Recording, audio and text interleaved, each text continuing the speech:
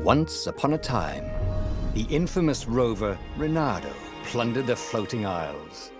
Then his mother called him to her deathbed. "Swear to me that you won't die on the gallows," she rasped. Reluctantly, he swore. And he whiled away his days at home with music, cards, and wine. But the Emperor had changed. He'd been good once, a shy, almost humble toad. He'd built universities. Then people started whispering about mass graves in the woods, midnight rituals, victims screaming. The Imperial Ravens would round up entire villages, and no one ever returned. The Ravens had come to Ubar scouting for ancient books said to be of great power. But the librarians had hidden the books, so they'd burnt the librarians. The citizens, outraged, had driven them off. The Ravens had come back with dropships. The kid had fled with one of those books. He was brave and dumb and wanted to join the rebellion. And Reynardo had promised his mother he'd protect him.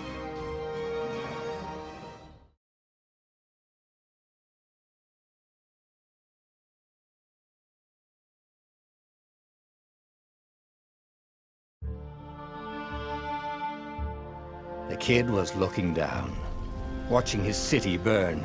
"Sorry, kid," Reynardo told the kid. "Look, if we give them the book, they'll leave you alone." "My mother died for this book!" "I promised her I'd protect you." Oh, damn it. The kid had run off. With the book, of course. So Reynardo had to run after him.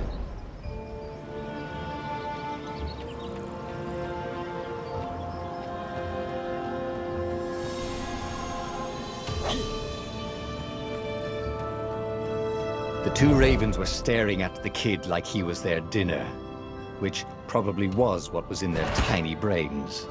"Hey," Reynardo said. They cocked their heads at him. "Pick on someone as ugly as you." Wait, that didn't come out right. "For the Emperor!" The ravens cawed and rushed at him.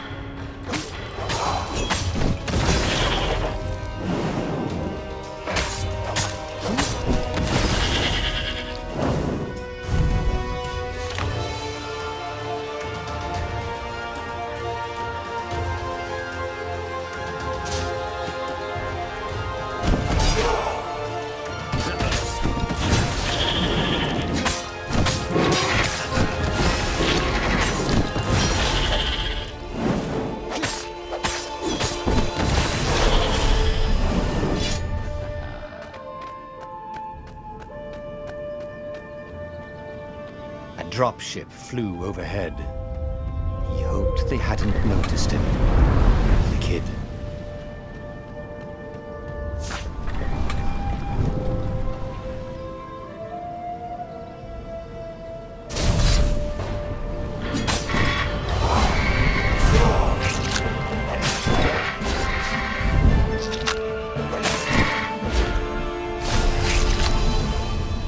Oh, right.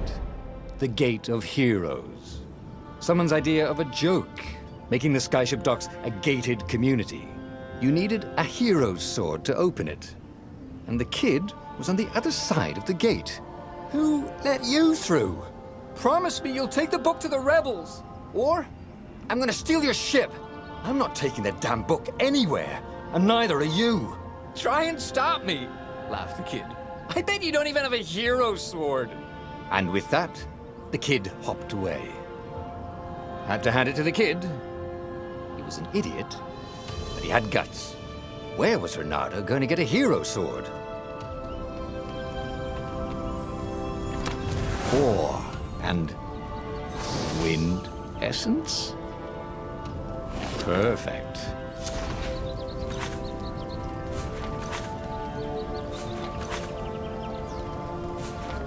Hero Sword, QED.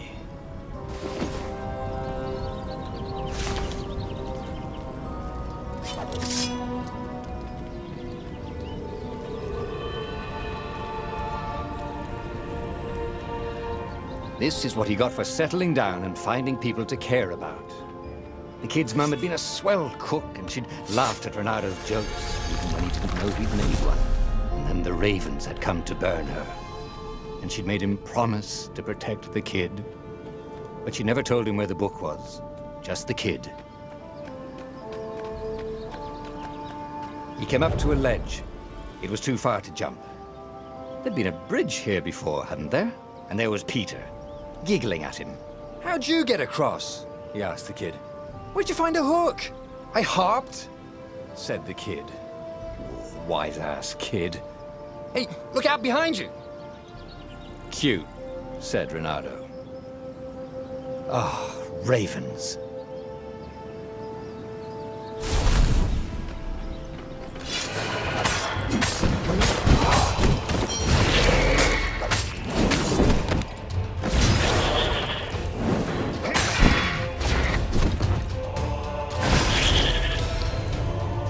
It was time to talk some sense into the kid.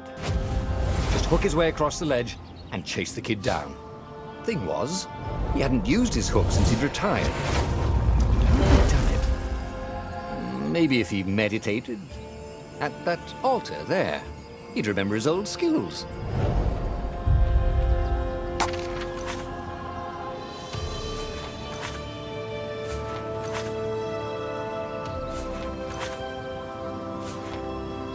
It was starting to come back to him. Something you never completely forgot, like how to freeze time when attacking. The more he fought, the more he'd probably remember.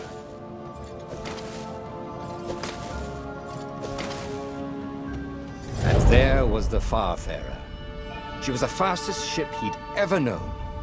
She could do the Kestra run in 12 furlongs. Oh, so the salesman had told him. And something told him the kid was about to walk into an ambush. "Stop!" he shouted. "I'm not giving you the book!" shouted the kid, and took off. "No! Peter!" But the kid ran for it, and a goggler nailed him with its ivy.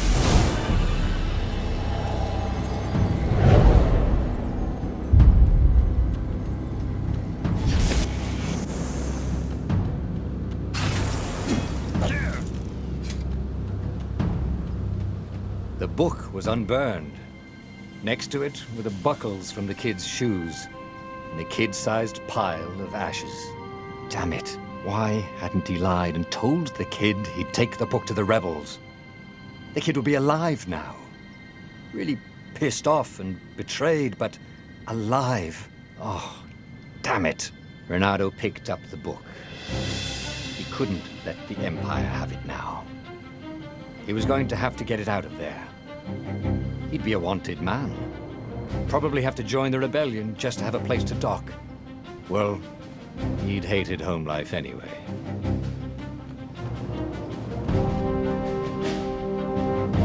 What was the big deal about this book anyway? Maybe he should open it and find out. All that had been years ago. How many? The war was a blur. And now 3 Raven scout ships were chasing him. "Where are you running, rebel?" cawed the Raven captain over the loud hailer. Renato could see them cranking up their catapults. "Just going out for milk?" Renato yelled back. "Where can you run?" laughed the Raven horribly. Far behind him, another city was burning. The dark cloud above its island was thousands of Imperial ships. The fleet was doing a thorough job. "Take us to the rebel base! I will spare your life!" it cawed. The entire jury-rigged rebel fleet was only a few islands to the east. Beyond that were only the pillars of heaven, a sea of endless blood-colored tornadoes. The rebellion was out of time, unless Renato could bring a game-changer. Maybe he could. Renato had found out where he could find the pieces of the Sky Ripper, the legendary weapon that had exiled the lost gods. Surely a legendary weapon could win the final battle. On the other hand, his old friend Lupino had sent Renato a desperate message saying he had a brilliant scheme to save the rebellion. If Renato could only rescue him. Renato dived the Farfarer towards the abyss. As he felt the heat of the jet stream, The Raven ships peeled off, not stable enough to follow him down there. Now it was time to choose. Lapino or the Sky Ripper?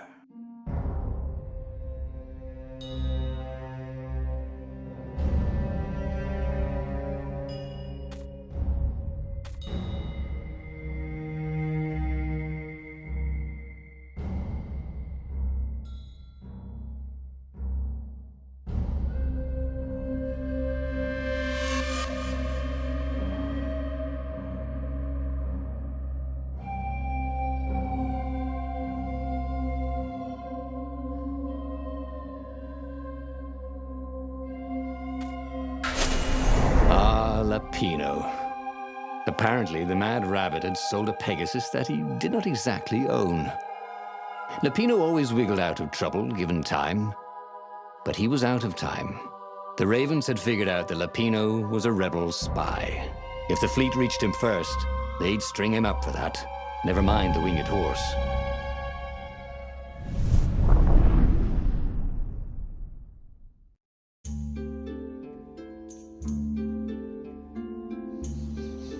Lapino had apparently managed to confuse the judge by arguing that he hadn't actually stolen a winged horse. He'd only sold it. But wait, where was the prison? The village was empty. Had everybody fled the Ravens?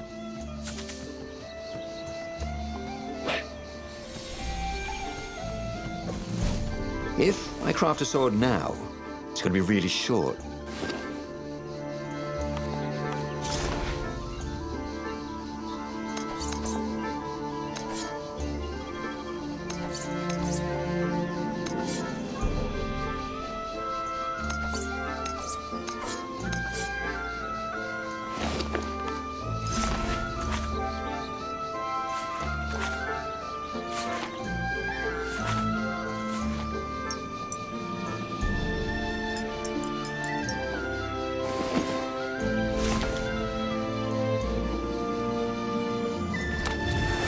This chest smelled kind of funky. He hoped he didn't get it in his clothes.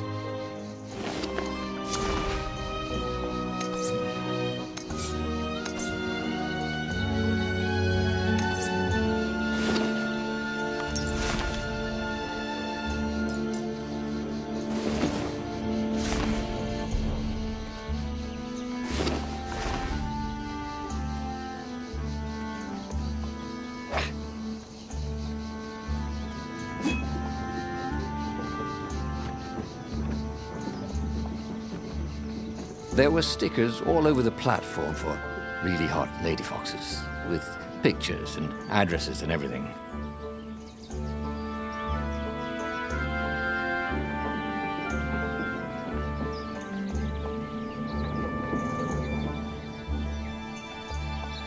People were frightened these days. Just 2 weeks past, Reynardo had sneaked through an empty town and listened to the Raven's call about the Emperor's new taste in ritual sacrifice. Reynardo's blood was up. He just needed to smash something.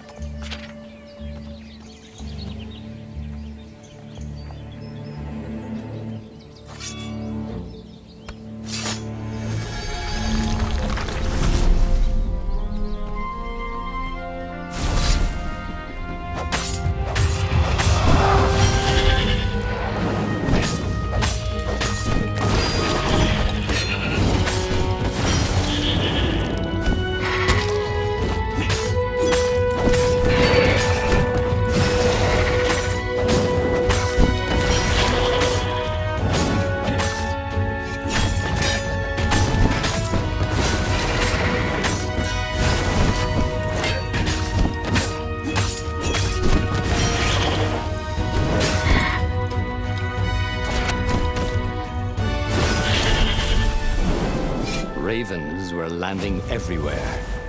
The advance guard. He'd better get moving. If they got to Lupino first, they'd eat him for breakfast. Or a snack.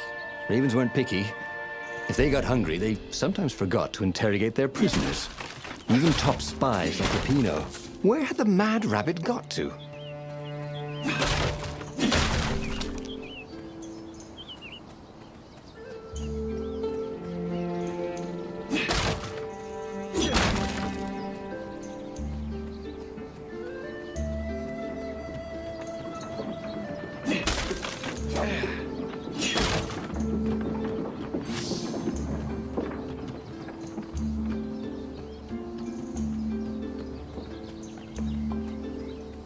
Bernardo felt like he was ready to learn new things. Thank goodness he didn't have to go to school for that. It was starting to come back to him. Something you never completely forgot, like how to freeze time when attacking. The more he fought, the more he'd probably remember.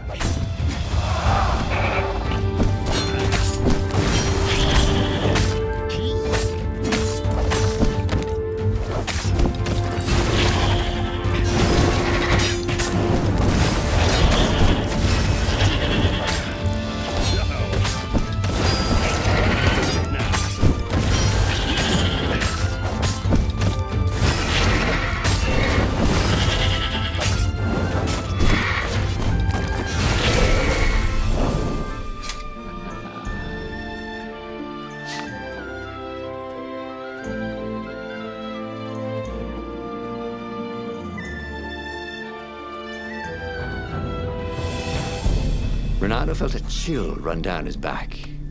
Or possibly a flea.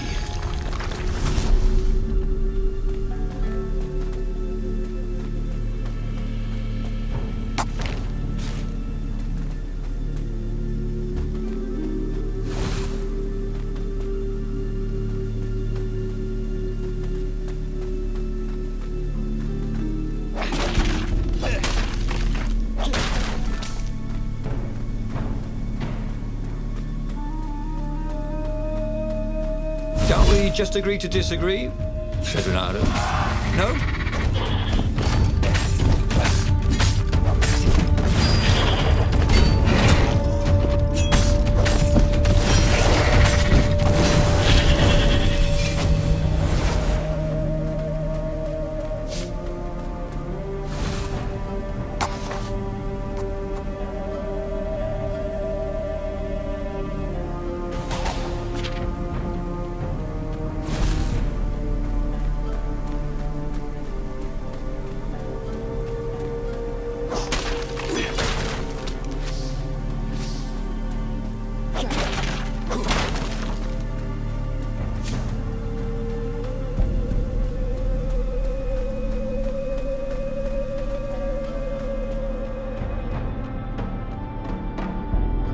Dirty and bloody, Bernardo finally reached Lupino.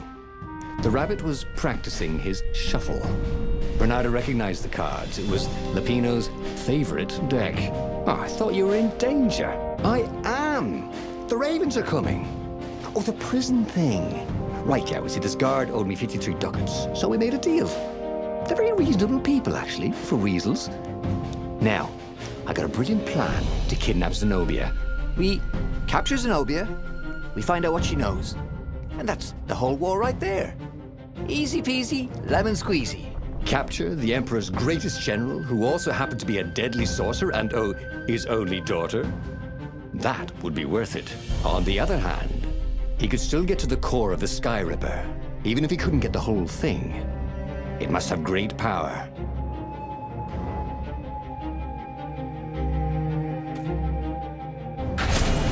To make the Sky Ripper, the Transcendent Emperor had wrapped an armature around the eye of a god. Bernardo had already let that armature slip away to save Lupino's life. But